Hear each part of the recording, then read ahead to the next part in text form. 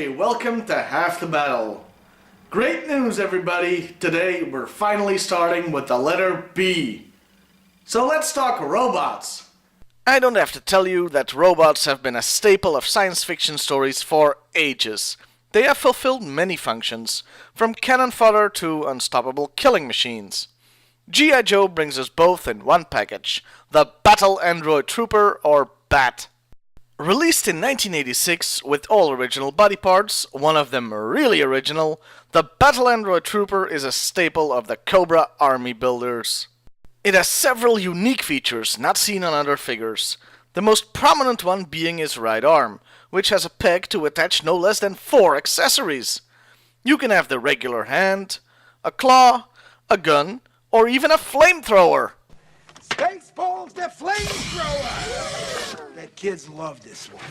And, unlike many action figures I can mention, who come with loads of extra stuff, but no place to put it when not in use, this guy actually has a place to store the arm attachments when they aren't being used. The figure's backpack has 3 pegs in it to store them all. It's sort of the icing on the cake of a great figure. But I'm not done yet. This figure has a lenticular chest piece revealing its innards. And while it may not wow people now, I can assure you, it blew my freaking mind when I was a little kid. Overall, this is an excellent figure, easily in the top 5 of all-time great Cobra figures. Of course, you get the same problem you get with any toy that comes with small accessories. The hand attachments are very easy to lose, so finding a complete one will take a bit of doing. Additionally, the pegs on the backpack that hold the attachments can break off. Also, the lenticular chest piece can come off quite easily, as it's just glued to the figure. If it is removed though, it does show they bothered to paint the piece of the chest that's beneath the card. A nice touch. I do have one question regarding this figure though. And it's a question that frankly I never thought I'd have to ask. But why is he wearing pants? No, seriously, why is he wearing clothes? It's a freaking robot! Why did Cobra bother to put a shirt and pants on their freaking androids? The clothes serve no purpose. Yeah, I can't believe I'm about to say this, but yeah, it would make more sense for this figure to not be wearing pants. Before we get to the second toy made of the Battle Android Trooper though, Daddy's gonna need his magical stay calm juice. So, talk amongst yourselves.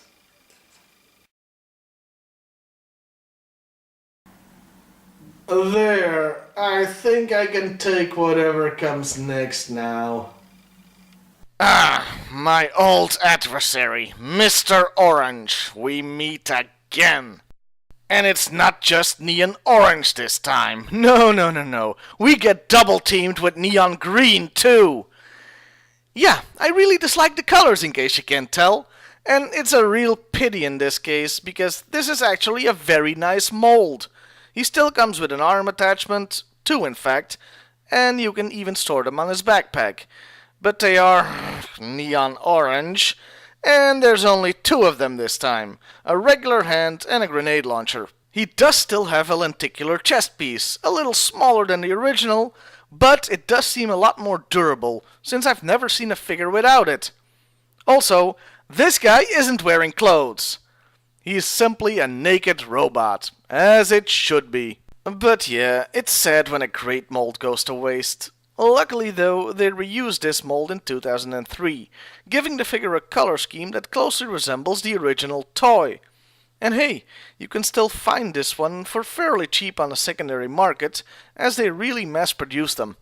Finally, we come to the Cobra B.A.T., or Battle Armored Android Trooper, the space version of the B.A.T. This figure is part of the Armor Tech subset of the Star Brigade line, and it's the only Armor Tech figure I actually like. You see, the Armor Tech line was a group of figures in bulky spacesuits, and they weren't nearly as posable as the regular G.I. Joe figures.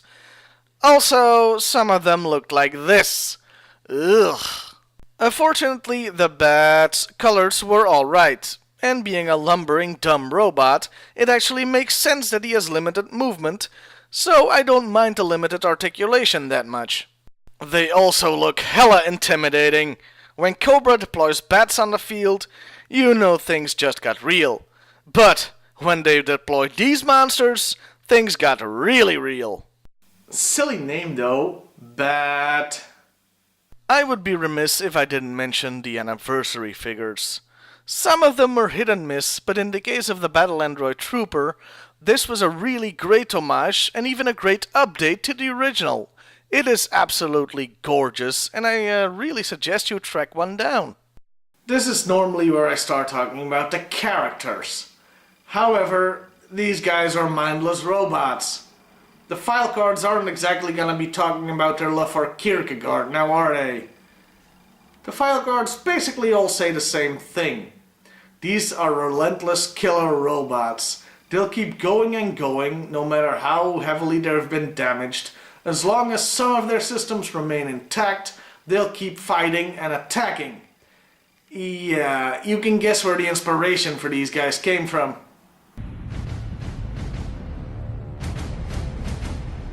The first file card also mentions that they can't distinguish friend from foe, so Cobra troops are understandably somewhat hesitant to get on the battlefield with them.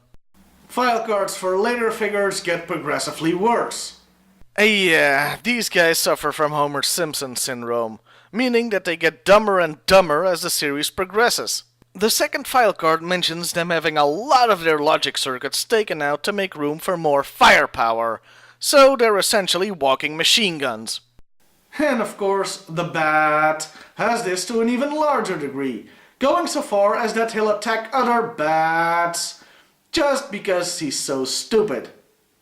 In the comic, the Battle Android Trooper was introduced in issue 44, the same issue that introduced us to Airtight, amongst other people.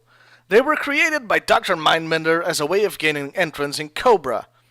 They are a bit more versatile in the comic than the file cards would suggest, being able to drive trucks, motorcycles, and perform rudimentary tasks.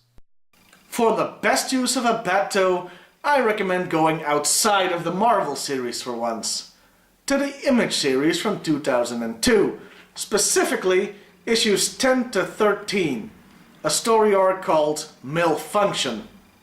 You see, the problem with the Battle Android Troopers is the same one that I have with the Daleks in Doctor Who. And yes, I know that Daleks aren't robots, so don't point that out. One Dalek is absolutely terrifying. A whole bunch of them, well, that's just cannon fodder. The same goes for the Bats. When you have lots of them, well, they get mowed down pretty easily. They're best on their own. Malfunction is a 4-part story arc that deals with just one Battle Android Trooper going absolutely berserk, with both the Joes and Cobra in its firing line. It is definitely worth the read. In the cartoon, Battle Android Troopers are introduced in the miniseries Arise, Serpentor, Arise, along with most of the 1986 lineup. They are immediately considered to be an unstoppable, unkillable menace that the Joes are defenseless against. They don't think, they don't feel, all they do is advance and destroy their opposition. The Joes are completely outmatched. This lasts for about 2 minutes, really, because then Sergeant Slaughter shows up and starts, well, wrestling them. He single-handedly takes out a whole bunch of them, and the Joes realize they can fight back. So yeah, these relentless Terminators are taken out by a professional wrestler. Way to neuter them straight out of the gate, fellas. It wouldn't be until 1990 that robots, or, well, at least cyborgs, would get their revenge on wrestlers. Yes, that was RoboCop showing up on World Championship Wrestling. It happened.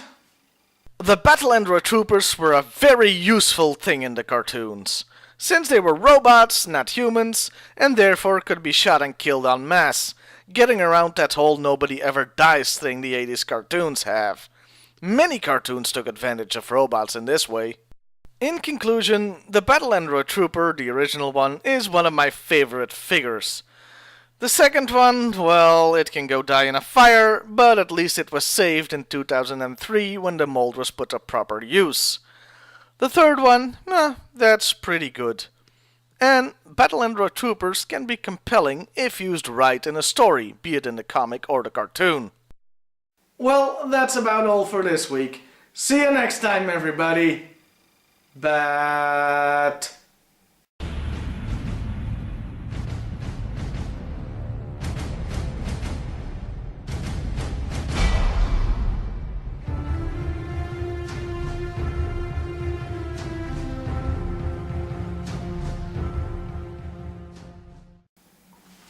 Yeah, I'll do the conclusion in voiceover. Way too much traffic today.